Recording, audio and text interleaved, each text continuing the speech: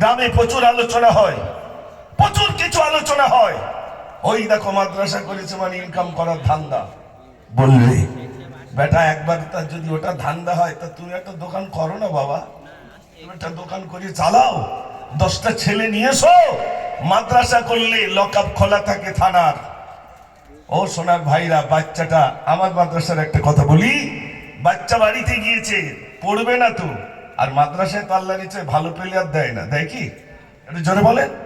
বাপ ভয় দেখায়, তুই যদি স্কুলে না যাস তাহলে তোর মাদ্রাসায় দেবো। সিস্টেম দেখে, তুই যদি স্কুলে না যাস তাহলে দেবো, এমনি দেবো না। দুষ্টুমি করে তাই তাই দিচ্ছে মাদ্রাসায়।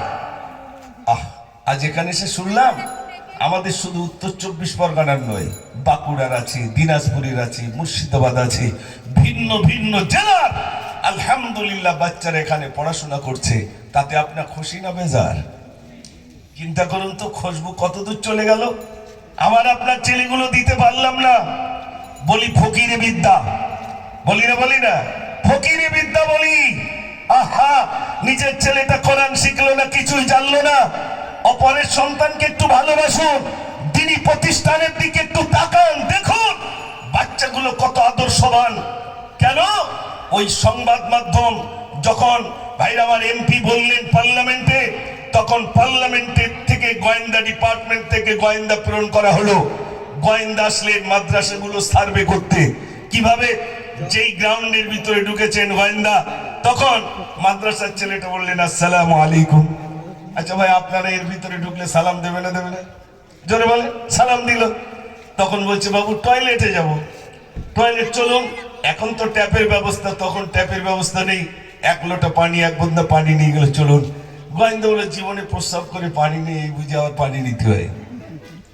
আর বিশেষ করে মাদ্রাসা মসজিদের পেশাবখানা কি দাঁড়িয়ে সব বসার সিস্টেম? তো সে বসলো বটে, গোয়েন্দাদের সব জানা থাকে। পেশাব করার পরে এসে কলের ডান্ডি ধরেছে, মুখ হাত পা দেবো। বাচ্চা বলছে আমাকে দেন, কলের ডান্ডিটা আমাকে দেন, আমি টেনে দেব। সে চিন্তা করছি সন্ত্রাসী জঙ্গি দেখতে এলাম, কল টেনে দেয় কেন? মুখ হাত পা গুলো নিজে ধুয়ে যেই দাঁড়ালো, বাচ্চা ছুটে গিয়ে ঘর থেকে একটা তোয়ালি গামছা নিয়ে বলছে এই নেন, হাত মুছে নেন। সে চিন্তা করলো, আরে এসেছি তো গোয়েন্দা ডিপার্টমেন্ট থেকে এসেছি সন্ত্রাসী আর জঙ্গি দেখতে, এতে জঙ্গি কোথায়? আমি যদি কলেজে যেতাম, প্রস্রাবখানায় যদি যেতাম, কেউ পানি নিয়ে যেত না। আমি যদি কোনো একটি ইউনিভার্সিটিতে যেতাম, কল টানার জন্য যদি যেতাম, মুখ হাত পা ধোয়ার জন্য কেউ কলের ডান্ডিটা টিপে দিত না।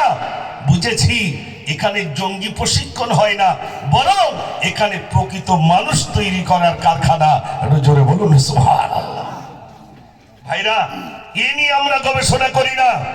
আজ আমি আপনাদের কাছে বলতে চাই, যেহেতু অল্প সময়, এখানে অনেক হযরতগণ রয়েছেন, আমি আপনাদের কষ্ট দেব না।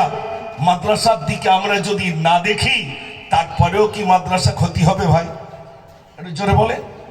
কিন্তু আমরা যারা আছি, আমাদের একটা নৈতিক দায়িত্ব ছিল না? ছিল না? দায়িত্ব ছিল।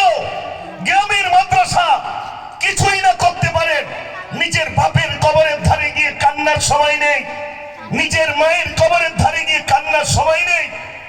আমরা তো বিভিন্ন জায়গায় বাপ মার কবর জিয়ারত করার জন্য অনেকে দাওয়াত করেন, গিয়ে জিজ্ঞেস করি বাবু তোমার বাপের কবরটা কোন জায়গায়?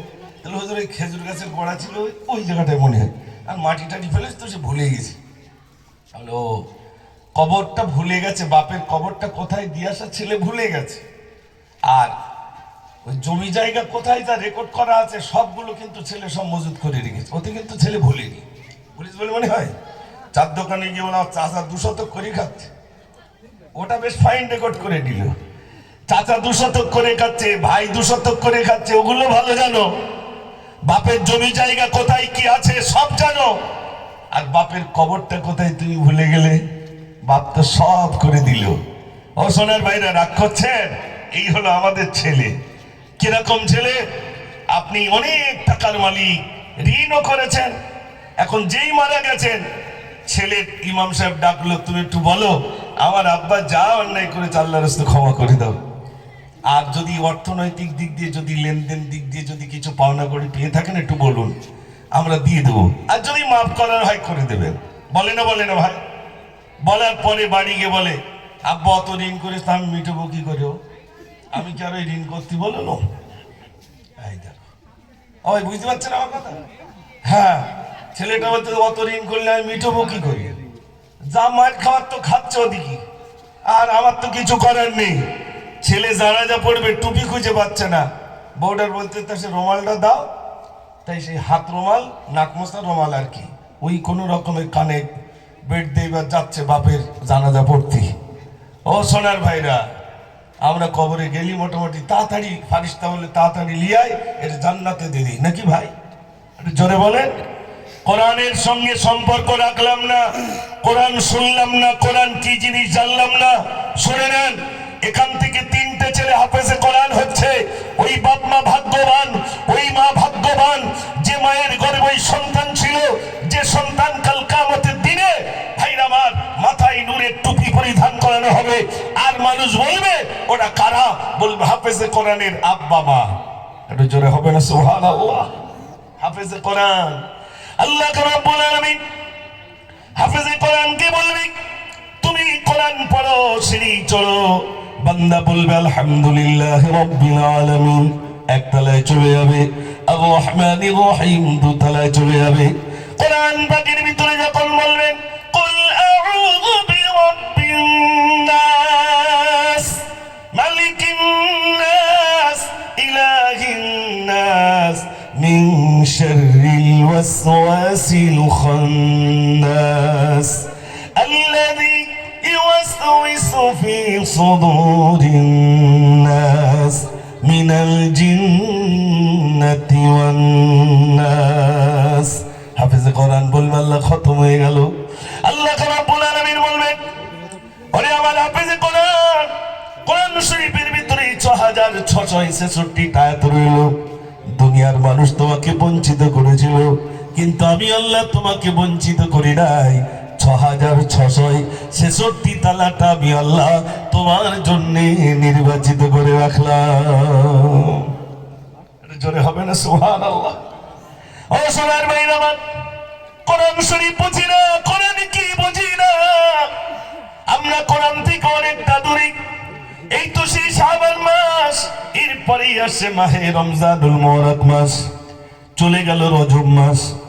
আল্লাহর নবী সাল্লাল্লাহু আলাইহি সাল্লাম বলেন রজব যখন আসে মুমিনের মাথাটা জমিনের দিকে ঝুঁকে যায়। সাহাবারা বললেন ইয়া রাসূলুল্লাহ, মুমিনের মাথা জমিনের দিকে ঝুঁকে যাওয়ার অর্থ কি? আল্লাহর নবী বললেন মুমিনের মাথা জমিনের দিকে ঝুঁকে যাওয়ার অর্থ হলো তার নজরটা কোরআনের দিকে চলে যায়। অসুবিধা হচ্ছে না তো আপনাদের? আপনার তো আমার গায়ের লোক নাকি? মাশাআল্লাহ, একটু তাকবীর দেন, আর একবার সচেতন হন, মানে তৈরি হন, আর একবার আওয়াজ দেন নারে তাকবীর। আচ্ছা রফিকুল সাহেব, কারি সাহেব, আল্লাহ তাআলাকে মনে করুন আল্লাহ তাআলাকে তুলে নিলেন, তাহলে কি মাদ্রাসা বন্ধ হয়ে যাবে?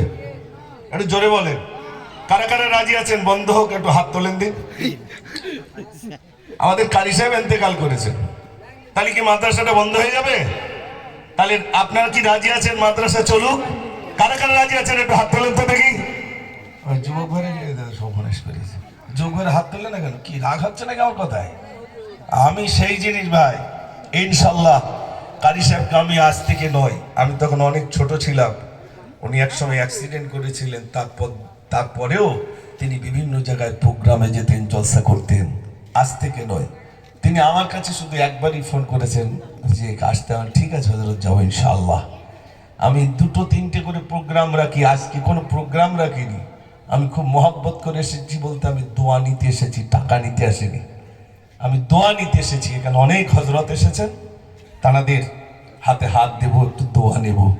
এটা অনেক বড় না কম ভাই? একটু জোরে বলেন। আর আপনারা যারা এসেছেন আপনাদের দোয়া নেব।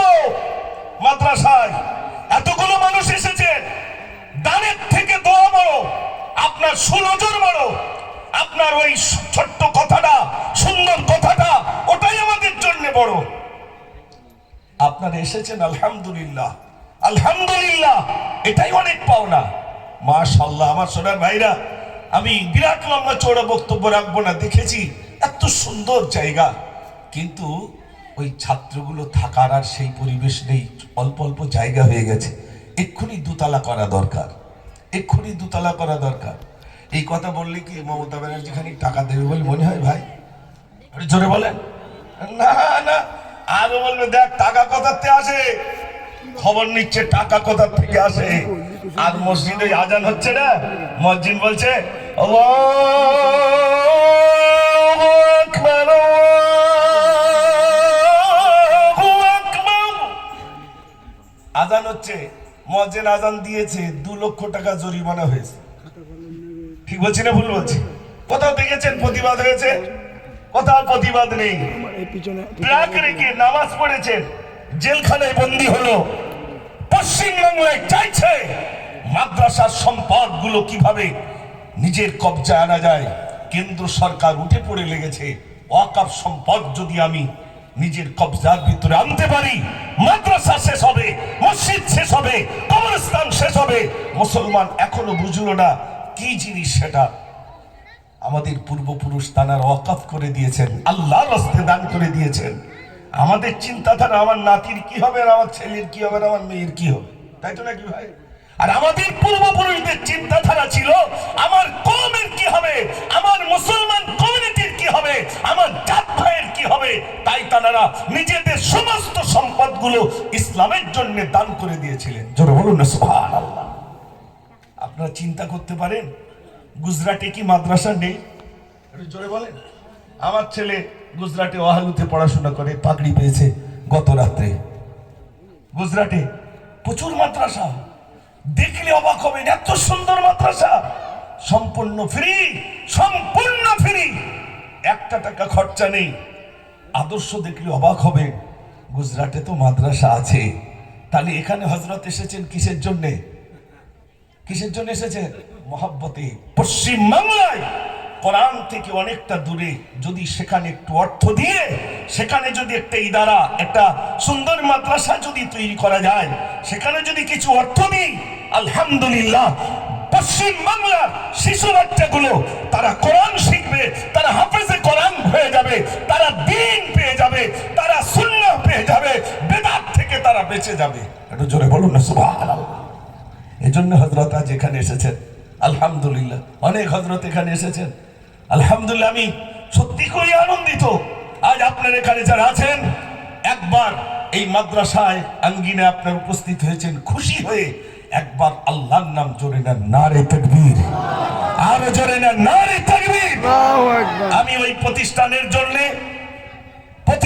জন্য যে প্রতিষ্ঠানগুলো বন্ধ করার চক্রান্ত চলছে, আপনি যদি ইমানদার হন, আপনি যদি মুসলমান হন, আপনি যদি যুবক হন, আমি সেই সমস্ত যুবকদের কাছে বলবো, প্রতিষ্ঠানের দিকে লক্ষ্য রেখে কি সুন্দরভাবে বাচ্চাদের আপনার তৈরি করা হচ্ছে।